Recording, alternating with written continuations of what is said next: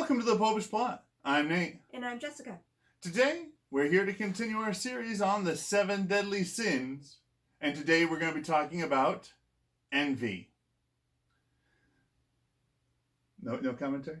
No. All right. So, envy, or as they call it in Latin, invidia, is defined in the dictionary both as two things, because it can be both a noun, a person, place, or thing, or an action, a verb. Ooh. So, for noun, we have a feeling of discontented or resentful longing aroused by someone else's possessions, qualities, or luck. And as a verb, we have it as a desire to have a quality, possession, or other desirable attribute belonging to someone else. Now, this one actually seems like it's a fairly good definition. Yeah, in fact, I feel that really in order to get the best definition of the whole thing, you got to kind of put it together. But yeah, the way I find to best describe it is something that St. John Damascene said, which is that envy is sorrow for another's good. Essentially, it is a not good feeling that you have in relationship to something good, or sometimes something that's not good, that somebody else has. So there were a lot of ways I saw describing it, but basically it's sorrow because of what you don't have in comparison to somebody else. Okay. I really liked what the Catechism had to say about it, and this comes from paragraphs 2539 through 2540, and I've paraphrased it a little bit. I didn't change any of the words. I simply cut out some parts that didn't quite get to what I was getting at. So there's more here than what I'm going to share. But envy is a capital sin. It refers to the sadness at the sight of another's goods and the immoderate desire to acquire them for oneself, even unjustly. From envy are born hatred, detraction, calumny, joy caused by the misfortune of another, and displeasure caused by their prosperity. Envy represents a form of sadness, and therefore a refusal of charity. The baptized person should struggle against it by exercising goodwill. Envy often comes from pride. The baptized person should train himself to live in humility. So that's what the Catechism and the culture all have to say about envy. Okay. And there's a lot of things that we could say about envy, but one thing I really want to point out is that quite oftentimes in our culture it gets confused with jealousy. And if you work solely based on the definition that we gave above, there are times when those two words are interchangeable, but what those two words really represent are not really. All right, I'm going to have to hear more about this. Well, envy is the sorrow that you have because of something somebody else has. Mm-hmm. Jealousy is more the sorrow that you have because of something you don't have. And while it sounds very similar, the one thing that I kept reflecting upon while I was studying this is if you go and you read your Bible, you will actually hear of times where it is said that God is jealous. But you will never hear a time where it states that God is envious. That is true.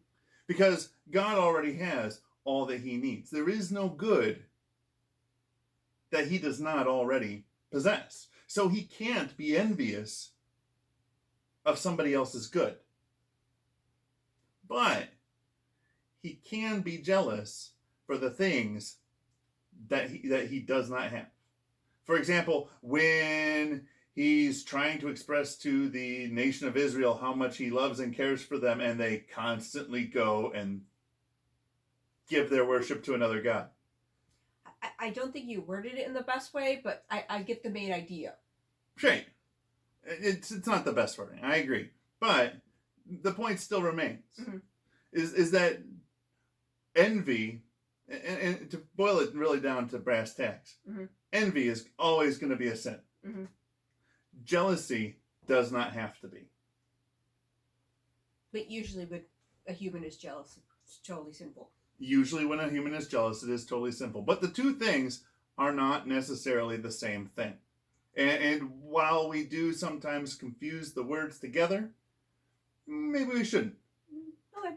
Do you have any thoughts on envy? Not really. Sorry.